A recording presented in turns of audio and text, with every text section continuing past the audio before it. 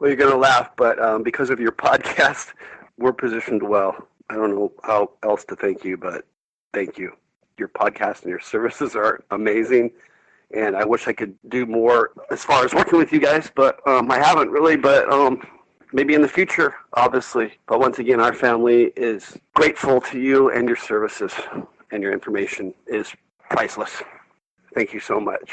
Welcome to this week's edition of Flashback Friday, your opportunity to get some good review by listening to episodes from the past that Jason has handpicked to help you today in the present and propel you into the future. Enjoy. Welcome to the Creating Wealth Show with Jason Hartman. You're about to learn a new slant on investing, some exciting techniques, and fresh new approaches to the world's most historically proven asset class that will enable you to create more wealth and freedom than you ever thought possible. Jason is a genuine self-made multimillionaire who's actually been there and done it. He's a successful investor, lender, developer, and entrepreneur who's owned properties in 11 states, had hundreds of tenants, and been involved in thousands of real estate transactions. This program will help you follow in Jason's footsteps on the road to your financial independence day.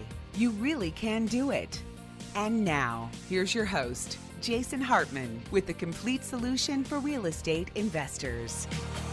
Welcome, listeners from around the world, and for those of you who celebrate it, happy Thanksgiving to all. This is the one time of year when we make a special point to be grateful, to celebrate what we have.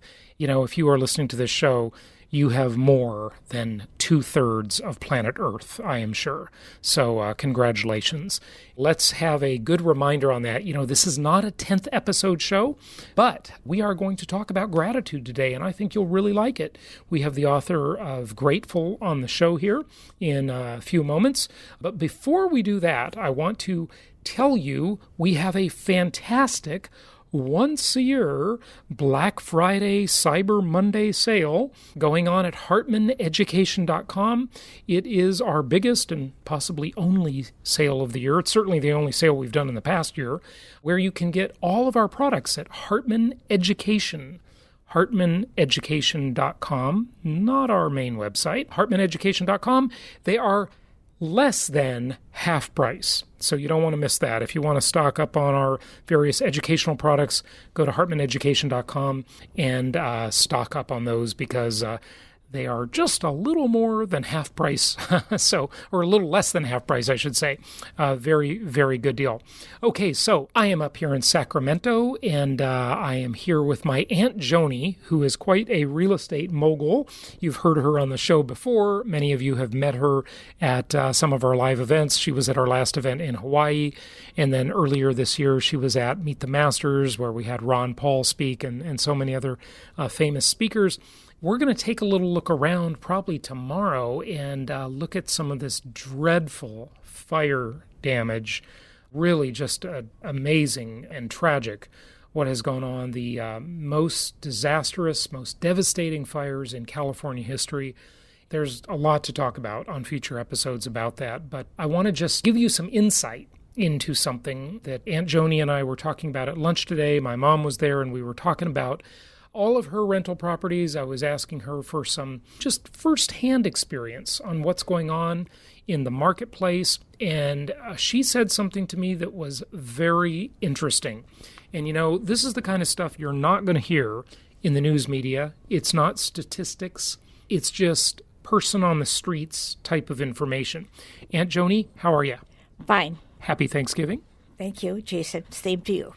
Okay, so today at lunch, you were talking about, I was asking you how the market was, and you were talking about this interesting thing. It may be nothing, but it may be something. It's just a little insight that might be worth hearing, I thought, for the listeners. And that is that you have a surprisingly large number of your tenants. Now, you own many, many single-family homes. You've been real estate investing for decades, and they're all right here around the Sacramento area. And people are breaking leases more often, right? What's going on with that? I believe that they're finding bargains in the real estate market. And this is not the ideal time to find a whole lot of houses or an ideal time to find a lot of houses to rent. However, people that have been on the borderline of wanting to buy and maybe not quite able to buy, I think that they're finding some bargains that they just can't pass up.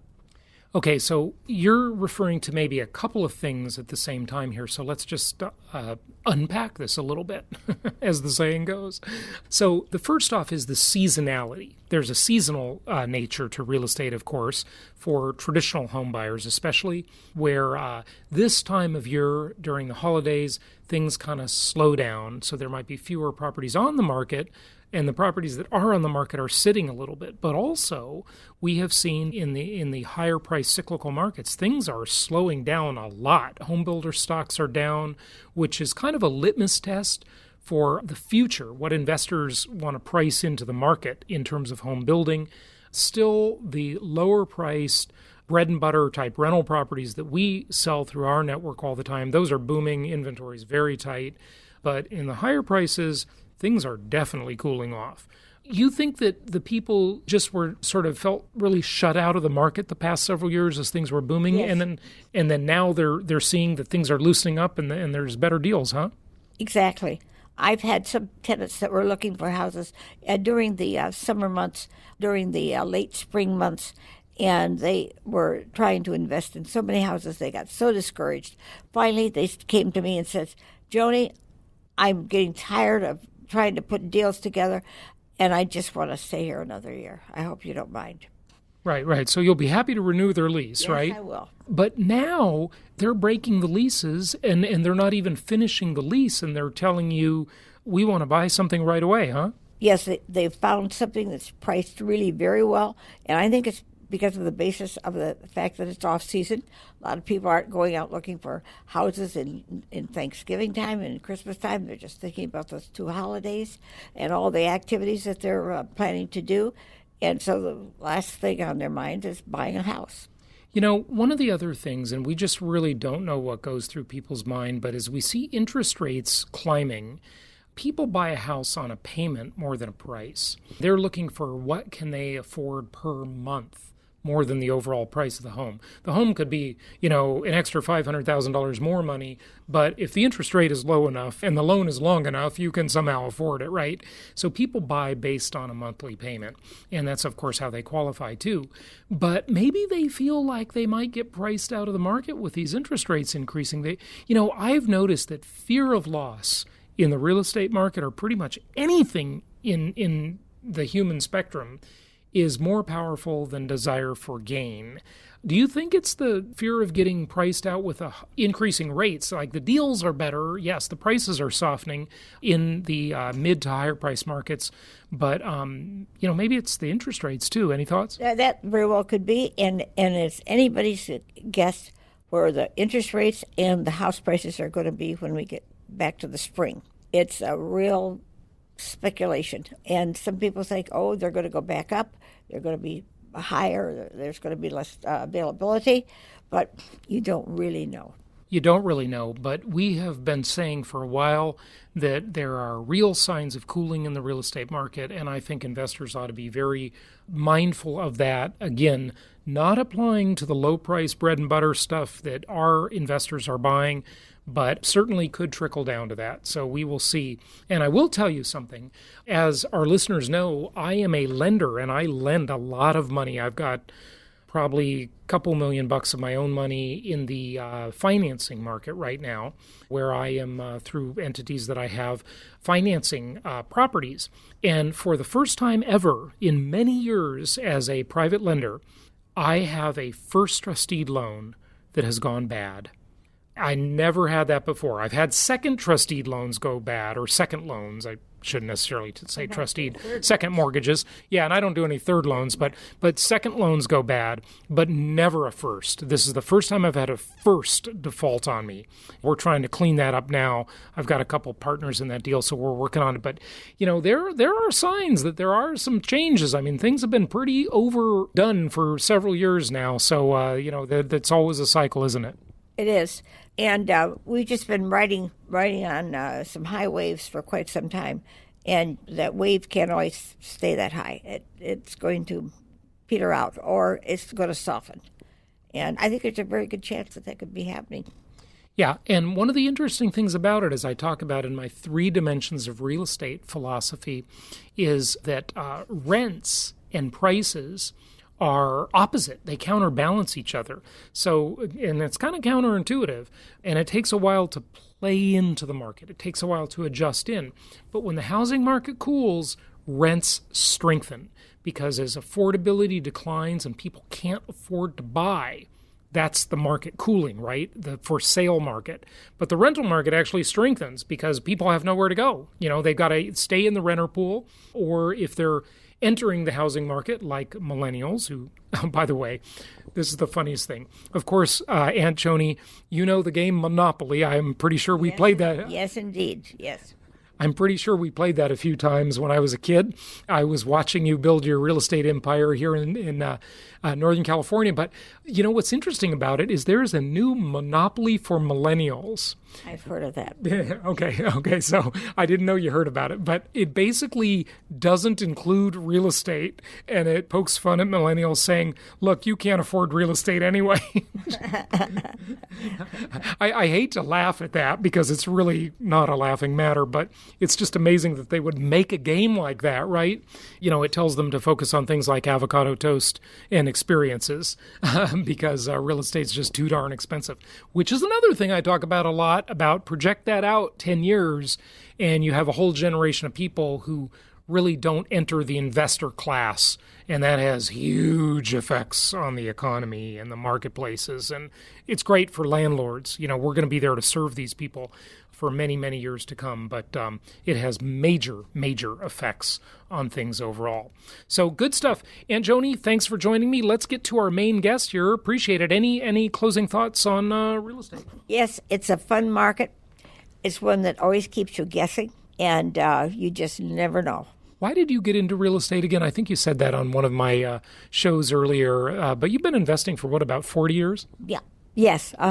We moved our locations from the Bay Area market, where the prices are really, really high, and we came to Sacramento, and the prices, there were just no comparison. And so we had some extra money, and I said to my husband, John, we should be buying some houses. What year is this? About 1973, 74. Okay, so don't wait to buy real estate. Buy real estate and then wait. Exactly. Yeah, good stuff. But why real estate? Why were you attracted to real estate? Like, why not buy? Well, you're certainly an antique collector. I'm looking around your house now, and you're definitely an antique collector. Why was real estate the thing for you and your husband? Well, our first house, which we owned in the San Mateo Highlands, it was a very nice house, very serviceable, 4 bedrooms, 3 baths, modern glass all across the back. And we decided that we wanted to get something a little different, maybe move into a little more expensive market, and we did. We moved into the Hillsborough, California market. And so at that time, since we didn't have to sell our first house, we rented it. And that sort of was the start of my rental career. Yeah, that's a kind of a sort of stumbling into it, which happens for a lot of people. And now you live right around, well, it's like, a block away or so. I got to always say this because I just think it's so cool. When I was growing up here, I remember walking by Ronald Reagan's house when he was governor of California. He lived right down the street from you, right? A block away, yes. And tell us just an interesting fun fact for listeners. When he would go out on a bike ride or whatever it is, what did you tell me before about that? All of his Secret Service men would be biking back of him. Not walking, but they would all be on bicycles too. And then at one time we owned a restaurant, and sometimes we'd come home late at night. And I always felt very, very secure because up in front of Ronald Reagan's house was a guardhouse. They had a person there 24/7. Yeah. So I thought, well, if anything, it doesn't look right, I can just stop in and visit his one-man guard. Yeah, interesting. And California sure has come into some difficulties since then, but the government has definitely changed here, sadly, and we talk about that a lot. Okay, hey, go to hartmaneducation.com, check out our Cyber Monday, Black Friday specials. They are the best you'll get all year until next year. Take advantage of that, hartmaneducation.com. Let's get to our guest and talk about grateful and happy Thanksgiving to all. Here is our guest. It's my pleasure to welcome Diana Butler Bass. She is a Christian writer for the Huffington Post and the Washington Post. She's best-selling author of Christianity After Religion, but her newest book, out of the 10 that she has, is entitled Grateful, the Transformative Power of Giving Thanks. Diana, welcome. How are you? I'm good. I'm glad to be with you today. Good to have you. So you have a really interesting thesis. It's not really about gratitude per se, even though I'm sure it is, but it's more how it comes into the public sphere and how we interact with each other and how it sort of doesn't express itself, I guess, as much as you would think. Like people, if you ask them, a lot of people will say, hey, I'm grateful. You know, I see that on social media all the time. I see people literally in their Facebook descriptions about themselves saying they're grateful. Is there a gap here somewhere? The idea that there's a gap between the private experience of gratitude and our public lives is one of the ideas that inspired this book. It goes back to November of 2015 when I was reading the Washington Post one morning. And, you know, here it was, almost Thanksgiving, and they had a little story from the Pew Forum, which is a research organization. And the Pew had asked people, have you felt a strong sense of gratitude in the last week? And 78% of Americans said they had. And I looked at that number and I thought, well, that's astonishingly high because it's hard to get people to agree on anything, you know, and more than 65%. And so here were 78% of people saying that they felt grateful. And so I just was kind of startled by the size of that number. One of the things that I knew about gratitude is that, you know, gratitude makes us healthier. You know, if we're grateful people, we have better health outcomes.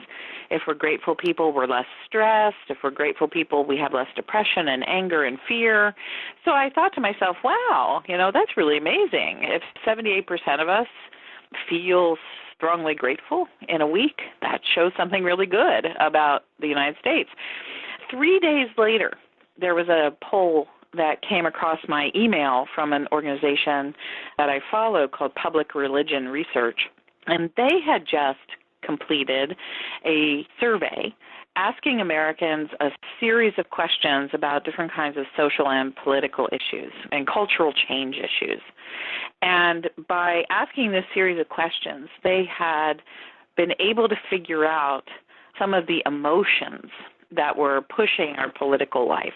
And they discovered that Americans were more fearful, more hopeless, and more divided than any time that they could draw sort of a parallel in our political or emotional lives. Well, okay, so here's an interesting thing. So here's the thing. It's a huge gap. Are they divided, Diana, between the grateful and the ungrateful people?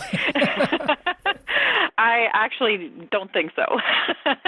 People were divided because they were not only divided but also mistrustful. That was the really strong number in the poll, is that we didn't trust institutions and we didn't trust one another. And that lack of trust was causing division. So anyway, it was just fascinating in the same week to get two polls side by side, different organizations, one showing all this positivity around gratitude, and then the other one showing all of these negative emotions in our political and social lives. And that, for me, became the framework of the book that I eventually wrote. I call that the gratitude gap. Why is it that we are so strongly grateful in private, but it seems to make no difference in our public lives? Very interesting. First off, those two surveys that you mentioned, though, were surveying different sets of people, right? They're not the same populace. Well, they were general surveys of the American public. So, you know, of course, they wouldn't have hit exactly the same people. But both organizations are interested in religion and ethics, and they were looking for things that, you know, matter to us, that shape our spiritual lives, that shape our ethical choices. And so even though they were certainly framing the questions differently and doing the kinds of things surveys do differently, nevertheless, I mean, that's a pretty difficult bridge to get over. You know, how is it that on one hand, we know that gratitude is good, and so many of us will say, yes, yes, yes, I'm grateful, I'm grateful, I'm grateful. But on the other hand, when we're asked questions about economics or community or who counts as a citizen or all of these different kinds of questions that are obviously, pretty hot button questions, but that our negative emotions come forward rather than positive ones. Okay, so I want to go back, Diana, to something you said at the beginning, because I think it was really kind of critical that we just kind of go back a minute here. So Sure. I agree with what you said at the beginning, by the way, and I'll remind you of what I'm talking about in a moment.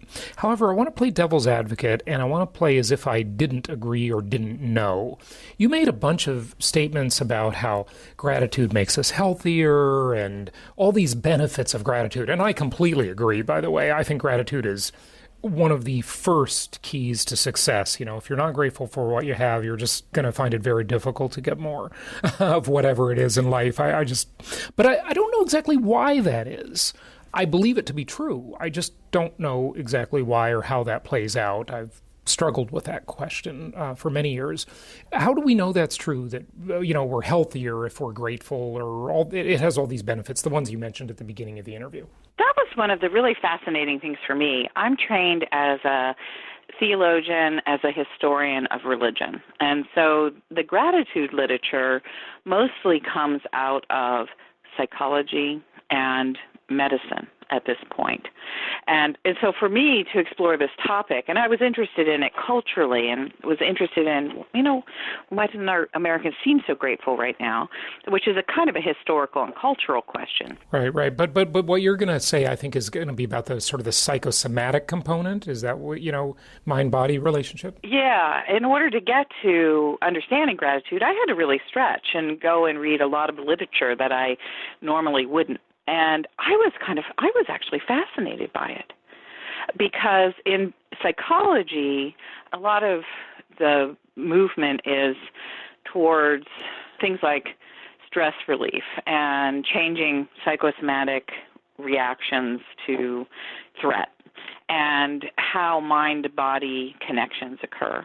And so in all of that literature, people find that gratitude is calming, that it redirects our sort of brain function into more evolved parts of our brains where gratitude, compassion, and empathy live, rather than things like fear and anxiety.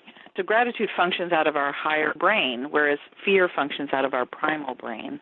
So that was all really fascinating to me, all this neuroscience and how psychologists are trying to help people move towards our more mature selves when dealing with gratitude. And that just helps us be able to function better in the world and make more sense of our experience. But then in medicine, the stuff that they're discovering, which is mostly out of the National Institutes of Health, that's equally interesting, because they're finding with this calming response of gratitude, which psychologists look at in one way, in medicine, it's really obvious what it's doing over there. If you're a grateful person, you actually have better blood pressure numbers, and that your ability to be able to manage the physical effects of stress, you sleep better at night. And so there's literally physical bodily expressions that medical scientists now, medical researchers, have been able to track by looking at people who do things like keep gratitude journals or practice daily meditation, those sorts of things. And they have discovered that if you do this, you're actually healthier, physically healthier. I would agree. It also directs focus. Whatever we think about, that's our focus, right? And if we're thinking about negativity and fear, we're going to move toward that. It's been proven many times over that the subconscious can't distinguish reality from fantasy, and so we just move toward dominant thoughts. And the higher level thoughts are the thoughts that create opportunities for us, and the lower level thoughts are the thoughts that potentially, at least, keep us safe and avoid threats. And, many times the world just isn't as threatening as some of us believe it to be. And we act like we're in a world of threats when we're not. We're in a world of opportunities. So it's kind of interesting. Yeah, it's fascinating that we do feel so threatened. There have been some very interesting books in recent years that have shown people across the world are actually wealthier and safer than we ever have been in world history before. Poverty is actually being reduced on a massive scale across the planet. And we're far less likely to die by violence than any other time in human history. And yet people oh my gosh, everything is falling apart. It's just the worst possible scenario. And so when we live into that kind of threat, what we're, as you say, and you're exactly right, we're activating our primal brain. And while our primal brain was really important to keep us alive, thousands of years ago when there were threats all the time to mere human survival, and we needed that in a globally connected world where there's actually less disease and less violence and less poverty, to be always acting out of the primal fear instinct is not helpful.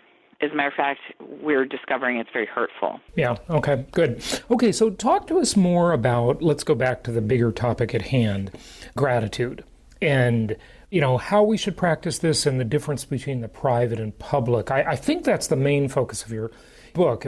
Correct me if I'm wrong, but is it the private-public gap that we had talked about? Yeah, I talk about gratitude from what I refer to in the book, 4 dispositions. I talk about our emotions, how we feel, and that's probably one of the first places we go when we think about gratitude. And then I talk about our actions. That is, how do we act upon those feelings? Everything from writing thank you notes to, sort of mannered approaches to appreciation, giving to the poor, all that kind of, the actions that result from feeling grateful. So emotions and actions, and then I talk about it as an individual reality, how I feel about it in my own life, and then how we, in a communal setting, experience those things. So there's these 4 quadrants of the self and community and emotions and ethics. And so when we talk about private and public, that's immediately talking about the me, the individual, and the we, the communal of gratitude. And I think that's actually a really fascinating issue right now, because most of the stuff that's written about gratitude is very privatized and very individualistic. It's about keeping a gratitude journal, making sure that every night you say thank you about something that happened during the day, writing letters to people of appreciation to people who have meant something to you. And so those are all great things. Those are all wonderful things, actually. So you feel gratitude, and then you do something about it. You write it down. You make sure you tell someone. You connect with a person in some meaningful way who has given you a gift. Or you might give a gift back to someone who has given you something. So that's a very strong part of this sort of self-help and spirituality literature around gratitude, and there's a lot of great books that are written about that. But I kept thinking the whole time I was working on the project, if gratitude is good for us as individuals, would it be as good for us as a society? So if it lowers our blood pressure, if it helps us sleep better, if it relieves our fears, if it helps us live in compassion, if it's doing that for us as individual members of society, what if we could focus on gratitude more communally in everything from, say, churches or businesses to school groups to maybe even political kinds of movements? Could there be communal practices of gratitude that would lower the heat, as it were, of our current political and social life? Okay, so what are those practices and how do we put this into society? I think that dividing it up then, thinking about the emotions and the actions of gratitude is really helpful. One of the pieces that I had great fun with when I was writing the book is I kept thinking about, well, what are the communal expressions of gratitude emotionally? Where have I ever seen that or experienced that? And I realized right away I love baseball. And I thought immediately of when, the Chicago Cubs won the World Series. And what that was this huge communal sense of thanksgiving, Oh my gosh, the Cubs won. I've seen the 100-year curse broken. My grandparents would have lived for this moment, but they never saw it themselves. And there was this wonderful story that was in the Washington Post where a sports reporter interviewed the manager of the Cubs and about a year after they won the series. And the Cubs manager said, you would think all kinds of things that the fans would come up to you and say after you've won a World Series. But I have to tell you, the main thing that people have said to us in this last year has been, thank you. He says it was like living in a year of gratitude. After I read that story and I was thinking about those kinds of feelings that we sometimes get around unexpected sporting events, I thought of other things, too, that are communal gratitude. So there's this sort of vast sense of playfulness that really is present in our culture, but we don't pay that much attention to it. And an awful lot of what happens when we play together is not just about competition, but it's really about appreciation. It's about the beauty of sport. It's about movement and celebration and all kinds of things that get caught up into the emotions of gratitude. And so that is present in our culture, and I think that if we paid more attention to it, that it would take us to a healthier place, because so many of those kinds of events bring people together instead of separating people. And then the other piece is, okay, so say we can feel gratitude together. Well, what do we do about that? A really important part of American culture are actually ritual celebrations of Thanksgiving, taking time and expressing our thanks. We have an entire holiday for that. Thanksgiving sometimes gets lost in the midst of the rush to Christmas or whatever it is, but to really take Thanksgiving again and attend to it and think about what does it really mean to live in a country. There are only 10 countries in the entire world that celebrate Thanksgiving, and we're one of those countries. And so that's an action that we've chosen to do every year as a ritual, and it says something about us, and it says something about who we can be. So that really, I think, is very important. It matters deeply to me. I'm kind of really passionate about Thanksgiving right now. And the other piece, of course, is oftentimes as communities, when we appreciate the gifts that surround us, we take time to give back. And so acts of charity, goodness, kindness, caring for the poor, taking care of the strangers among us, all of those things aren't to earn points to go to heaven. I mean, they might be in some people's religions, but what they really are is saying, hey, I have enough. I have been gifted. My community has been gifted, and so we're going to turn around and take care of the least of these. And so I think that the action of Thanksgiving, that ritual celebration that we have every year, we should really lift that up and say this is central to our identity, and we're going to act on what it means to be a Thanksgiving people. And then second of all, that expression of gratitude. That is a very giving. Beautiful and inspiring message about Thanksgiving. I love that. Yeah, very good. Did you want to say something else about that? Sorry to interrupt. No, I just hope that people can really hear it and really embrace it. It's a really beautiful holiday, and we shouldn't let it get lost with Black Friday and all those kinds of things. So consumerism. I'm all about reclaiming Thanksgiving. Fantastic. Good stuff. I'm curious. You said 10 countries celebrate Thanksgiving. Can you tell us about that a little bit? I thought that was a U.S. holiday pretty much. I mean, I know Canada has a version of it, I think. Yeah. I think it's Canada, Japan, Germany, us, one country in Latin America, maybe it's Panama. It's really kind of an American thing. Yeah. And so countries that are really within the sphere of influence of the United States have picked it up, over the years and said, hey, we like this. As a matter of fact, there was a group of people in Hawaii in 1965 who liked Thanksgiving so much that they created a World Gratitude Day, which is September 21st, to try to share the idea of Thanksgiving as a holiday around the whole planet. So not only should we celebrate Thanksgiving, here in the United States and be really happy that there are 9 other countries who do this, but the idea of a great global Thanksgiving, I think, is a pretty cool idea. I've always hoped that it would go further than it has. Diana, that's a great message. Give out your website. You've got 10 books. Of course, those are available in all the usual places, but what is your website? It's my name, DianaButlerBass.com, and people can follow me on Twitter especially, which is a lot of spirituality, a little bit of politics, a whole lot of hope, and always I'm challenging people with history and theology. It's a fun Twitter feed. I keep it good. No insults allowed in my Twitter feed. Fantastic. Diana, thanks for joining us. Well, thank you for having me. I've really enjoyed it, and giving thanks can bring us back to being the best people we can be. Well, we are grateful to have you on the show today. Thanks so much. Thank you.